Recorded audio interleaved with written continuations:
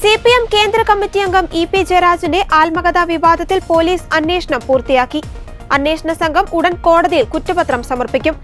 DC books പ്രസിദ്ധീകരണ വിഭാഗം മേധാവി AV Sreekumar മാത്രമാണ് കേസിൽ പ്രതി.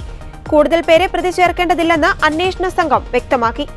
കോട്ടയം ഈസ്റ്റ് SHO ശ്രീജിത്തിന്റെ നേതൃത്വത്തിലുള്ള സംഘമാണ് ഏറെ വിവാദമായ ആത്മകഥാ വിവാദ കേസിൽ അന്വേഷണം പൂർത്തിയാക്കിയത്. കരാർ ഇല്ലാതെയും EP ജയരാജന്റെ അനുമതിയില്ലാതെയുമാണ് DC ബുക്സ് ആത്മകഥയെക്കുറിച്ച് പ്രചരണം നടത്തിയതെന്നാണ് പോലീസ് കണ്ടെത്തൽ. EP ജയരാജന്റെ കട്ടൻ ചായയും പരിപ്പുവടയും എന്ന പേരിലുള്ള ആത്മകഥാഭാഗങ്ങൾ പുറത്തു വന്നതാണ് വിവാദമായത്.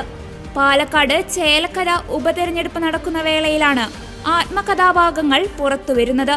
സംസ്ഥാന സർക്കാരിന്റെ പ്രവർത്തനങ്ങൾ, പാലക്കാട്ടെ ഇടതു സ്ഥാനാർത്ഥി P സരിൻ തുടങ്ങിയവരെ വിമർശിക്കുന്ന ഭാഗം വിവാദമായിരുന്നു. തുടർന്ന് EP ജയരാജൻ പോലീസിൽ പരാതി നൽകുകയായിരുന്നു. സ്വകാര്യത ലംഘനം ഉൾപ്പെടെ ചൂണ്ടിക്കാണിച്ചാണ് EP ജയരാജൻ പരാതി നൽകിയത്.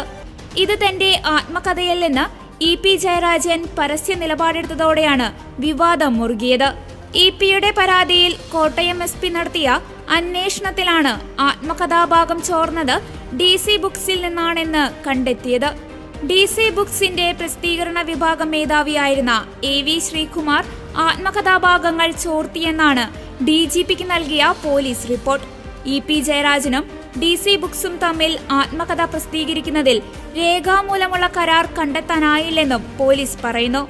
സംഭവത്തിൽ അന്വേഷണ സംഘം AV ശ്രീകുമാറിന്റെ അറസ്റ്റ് രേഖപ്പെടുത്തിയെങ്കിലും കോടതി മുൻകൂർ ജാമ്യം അനുവദിച്ചിരുന്നതിനാൽ ശ്രീകുമാറിനെ അറസ്റ്റ് രേഖപ്പെടുത്തിയ ശേഷം സ്റ്റേഷൻ ജാമ്യത്തിൽ വിടുകയായിരുന്നു.